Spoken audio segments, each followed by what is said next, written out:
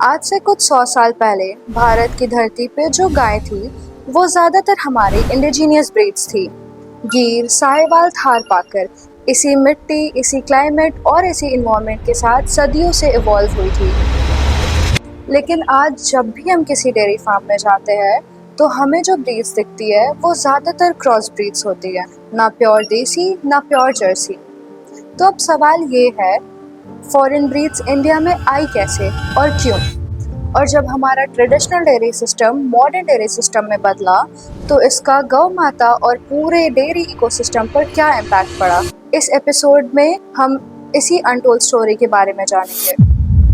नमस्ते, I am Manisha Pandey, founder of Vardaan Enterprises, और आप देख रहे हैं गौ ज्ञान, डिवाइन साइंस ऑफ गौ माता।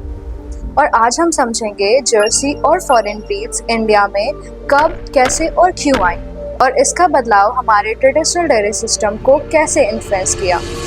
सबसे पहले समझते हैं कि भारत का ट्रेडिशनल डेयरी सिस्टम पहले कैसा था। प्राचीन और मध्यकालीन भारत में हमारे डेयरी सिस्टम का बेस हमारी देसी गौ माता थी। गांव में गाय घर की इकोनॉमी, खेती और डेली लाइफस्टाइल का एक इम्पोर्टेंट पार्ट थी। दूध, दही, घी ये सब इंडियन ट्रेडिशनल डाइट का हिस्सा था। गाय से मिलने वाली नेचुरल रिसोर्सेज जैसे काउ डंग और अन्य बाय प्रोडक्ट्स फार्मिंग सिस्टम को सपोर्ट करते थे।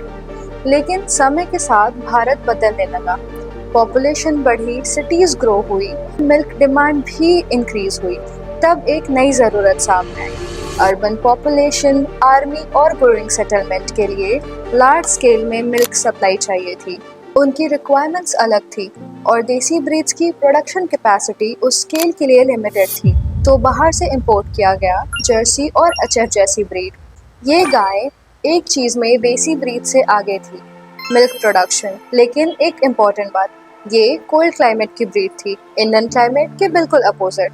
फॉरेन ब्रीड्स इंडियन क्लाइमेट में फिट नहीं हो पाई, ज़्यादा बीमार, ज़्यादा मेडिसिन, ज़्यादा care, and the natural system got totally disturb. तो सोल्यूशन क्या निकला? Cross breeding. देसी ब्रीड की क्लाइमेट एडेप्टेबिलिटी को फॉरेन ब्रीड्स के मिल्क प्रोडक्शन के साथ कंबाइन करना।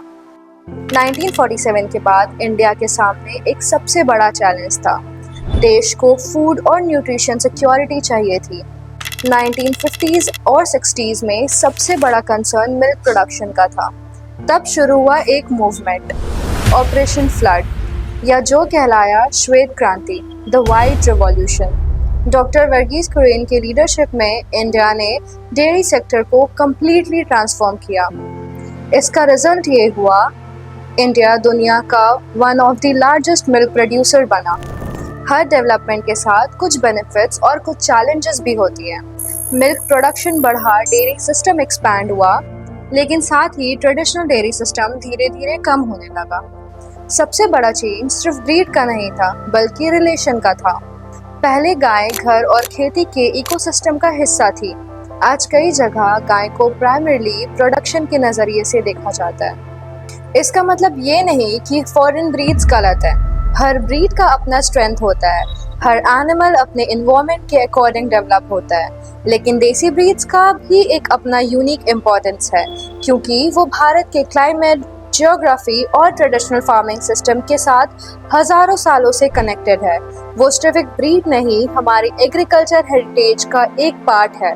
तो आज हमने जाना जर्सी और फॉरेन ब्रीड्स इंडिया में आई ब्रिटिश कॉलोनाइजेशन के साथ, पर उस प्रोसेस में हमने धीरे धीरे अपने गौ माता से दूरी बना ली। तो अब सवाल आपके लिए, क्या अब भी कुछ बदला जा सकता है? क्या गौ माता की वापसी पॉसिबल है? कमेंट करके ज़रूर बताएं। मिलते हैं अगले वीडियो में। तब तक याद रखिए, अपने जड़ों को ना भूलें, क्योंकि जड़ों से ही पेड़ जीवित रहती है। Let's take one step towards Ayurveda together. जय गौ माता।